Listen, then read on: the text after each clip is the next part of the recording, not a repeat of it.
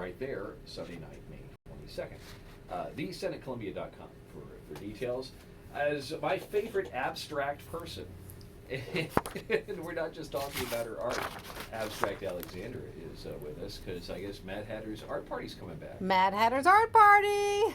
It's going to be next Saturday. Yeah, well, you had it last year. Mm-hmm. The attendance was okay, right? It was pretty good. It was pretty good because we're in the middle of the pandemic.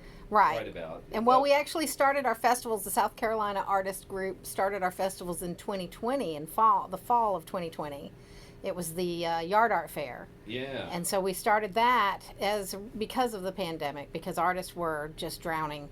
Yeah. Not just health-wise, but also drowning financially. So we wanted to not only provide a space for artists to be able to get outside and show their work, but also for the general public and for people all around the Midlands to be able to come out and enjoy the beautiful Robert Mills House and Gardens, and to be able to talk to artists in a safe space. Right.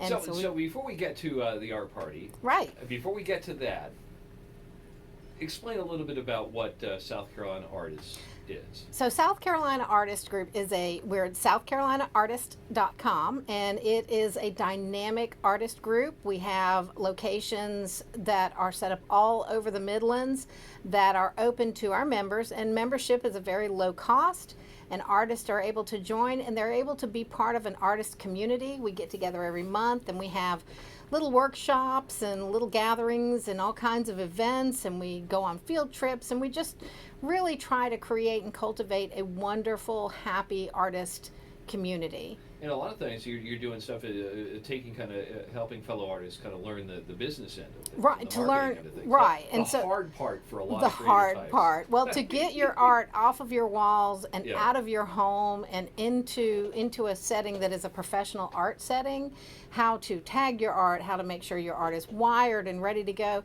That takes a little bit of effort, and we want artists to be able to make that effort to put a more professional quality on their art. Because it does make a difference. It really does. In terms of being able to sell your stuff. Well, and it's not just to sell, but to show, to be able to show the beautiful pieces that you created. And that's the first step, is once artists join the South Carolina Artist Group, they are actually able to take that and turn it into a community effort. Whether you're a hobbyist, you're emerging, or if you've been a professional for 30, 40 years, it still creates a wonderful community. And that community provides mentoring, and that's what most of our locations really enjoy, is the fact that we mentor the community, mentor the artist in order to learn. It helps to be around folks with the same kind of interest that you have. The same creativity, Yeah. Absolutely. You can feel very isolated as a creative if you're not around other creatives, and I know that sounds like we're ostracizing, everybody else, but we're not really. We feel that it helps to nourish the soul and nourish your spirit when you are around other creatives, because they get it. They understand what you're going through. They understand the stresses. They understand the struggles. They understand that not everybody's going to like your work, and that the perspective is an individual. Yeah. So we really help to understand that. I was on a podcast earlier this week where it was about music, and they always get the you suck. Oh, yes. Yeah, and that happens even with artists and everything. And the answer is that's wrong, and it's wrong because you're expressing the fact that you don't like it as something as subjective as the quality. There's always going to be art. There's always going to be music. Anything creative, there's always going to be something that doesn't suit your taste. And there's always going to be some person who has never gone through the muck and the mire or the education or to learn and understand what it takes to even get to the point to put your artwork on a wall somewhere so the public can see it. So those people are going to be everywhere. So what we as a community do is we help to embrace and help you to work through that, so that way it doesn't devastate you to such a point that you give up being a creative. Yeah, you just gotta have to there's some of the criticism roll off the back, because absolutely there is always going to be someone out there that loves what you do. Absolutely, and that's the joy of it, and to be able to talk to people about your work and be able to find them. Right? It's like dating, kind of. Oh. Except there's no Tinder for art yet. Well, isn't there? Actually, you can find all of our beautiful artists on the SouthCarolinaArtist.com website. Yeah, and I was about to say also, coming up a week from Saturday, at the Robert Mills House, it's kind of like an in-person Tinder, except you don't have to swipe left or right. You just have to walk another step to another booth. All you have to do is just simply come out. We have free parking, free admission, and come out and visit with the artist. You can see over 100 different artists. We have Wow, a juried booth. This is a big show. It's You're a gonna take up big the whole show. lawn. We take up the front and the backyards of the Robert Mills House, and it's at 1616 Blanding Street. I So see you brought somebody with you. we did. We have this year for the first time. We're doing a band, and the band is the Red Shack Pickers. The Red Shack Pickers. It's that I just can see over the top of the monitor here.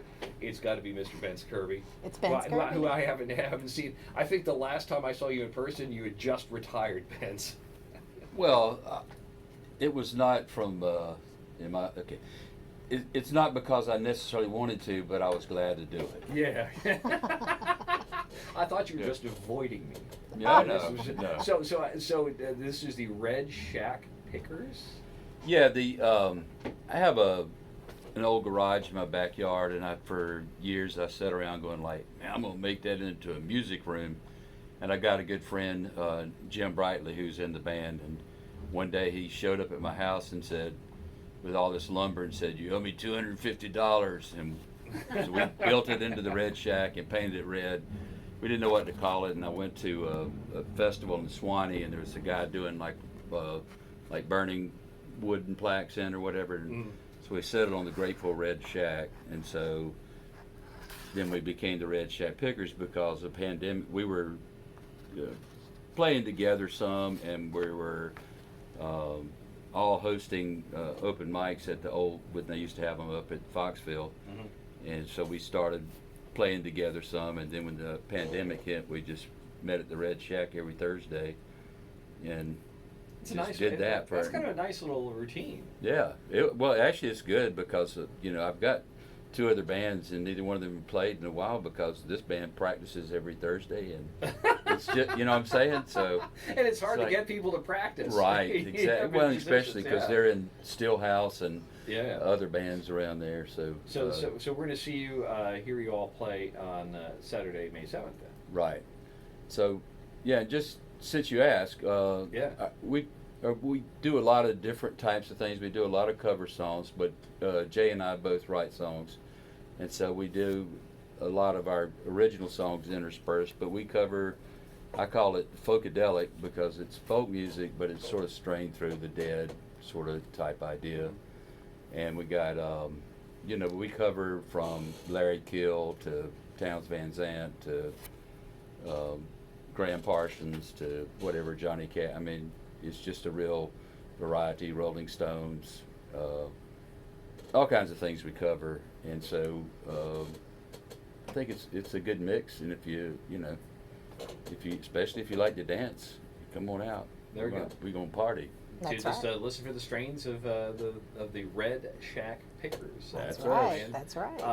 Alexandra, by the way, where can people find more information about the Mad Hatters Art Party taking place? They can visit the Mad Hatters page at South Carolina Artists, and that's spell out South Carolina and the word artist with an S on the end.com. And they can just visit that page, and they'll be able to look through all of the glorious information and all of the wonderful artists. Glorious. All right, we're going to take a real quick break. Abstract Alexander and the South Carolina artists are with us. Bentz Kirby as well for joining us from the Red Shack Pickers. We're going to take a look at our forecast for this weekend.